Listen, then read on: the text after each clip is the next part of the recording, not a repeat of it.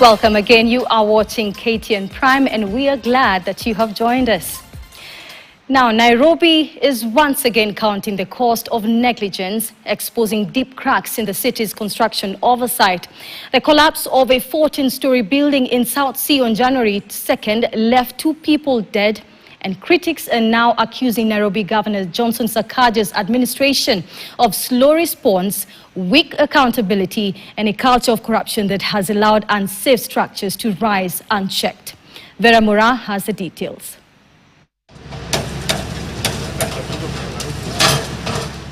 As the grim exercise to retrieve bodies from the collapsed building in South Sea came to a close on 7th of January 2026, fresh questions are emerging on how Governor Johnson Sakaja's administration is handling disasters in Nairobi.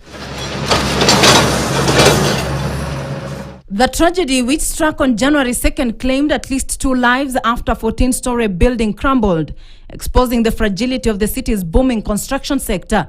For many residents, the collapse has reopened fear about the safety of other high-rise structures mushrooming across Nairobi's skyline. Embakasi Central Member of Parliament Benjamin Gadhiru Elias Mejadong has been more blunt, accusing City Hall of corruption and negligence. The kuchukuriwa hatua, it has to start from City Hall na pia kwa national government, because how ndio wana maneno ya approval iko kwa county government.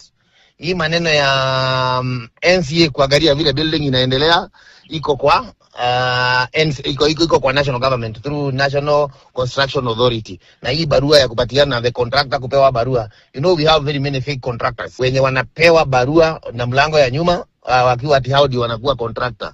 So now these disasters, they will continue as long as City Hall na wale officials wenye they are responsible wanaweka watu wenye hawana ujuzi, ama wale watu wanakaa hapo wa kuwachukulia hongo ndio approval ipite.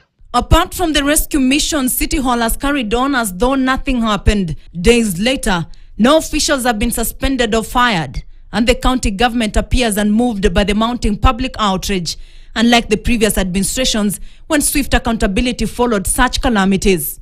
Because these buildings, you know, they sink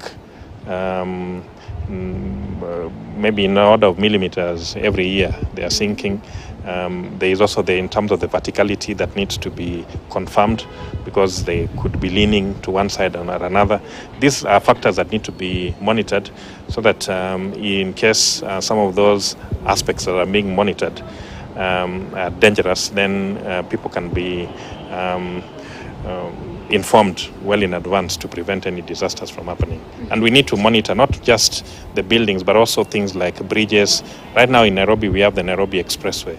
That is an infrastructure that needs to be monitored because we need to know what is happening. On Wednesday, Lands Cabinet Secretary Alice Wahome revealed the preliminary investigations linked the collapse to construction and regulatory failures. She disclosed that the building had initially been approved for 12 floors, but 2 additional floors were added against the original plan. This revelation raises a direct question to the county boss. As families mourn, the tragedy has become a symbol of preventable disasters, claiming lives, yet accountability remains elusive. Vera Mura, KTN. Thank you for that report, Vera Mura. Now, meanwhile, Professor